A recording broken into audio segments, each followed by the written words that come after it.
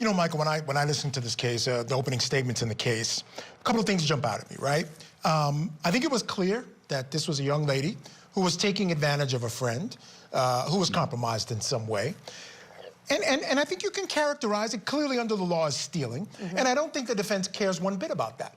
If you get her on stealing or forgery, whatever, that's a huge win for them. They're trying to get away from this murder charge. So I want to focus on that. And when I get these cases and I open them up and I read them as if I was going to be representing this person. And I looked at it, I said, there's a lot to work with here. There's the relationship between the two, the different things that they did together and that this victim was aware of, but also there was a ton of medicines inside this woman that really, I don't see how the prosecution explains it other than she was attempting to do something to herself. And if that's the case, and it's difficult to determine whether tetrahydrozoline not only can, but did cause the death of this woman, I think that puts the defense in a fairly decent place as far as the highest charge. I fully agree with you.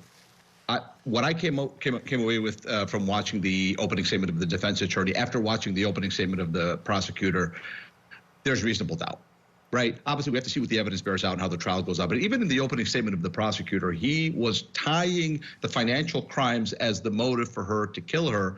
But when the defense attorney, as you pointed out, was showing pictures and slides of all the medication bottles, even I know that those are very, very, very serious drugs. And he said at one point she had 16 pills of one of the bottles in her system at her death.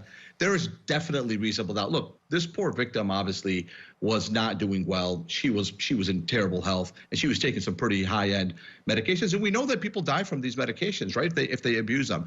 So I think there's definitely going to be reasonable doubt, Michael, like you say, on the murder charge. The rest of the stuff, it would be a win, like you said, if she just gets convicted of stealing money for somebody that she didn't kill. But yeah, I agree that there's definitely seems to be a lot of doubt that she poisoned her with the Visine, which is the claim.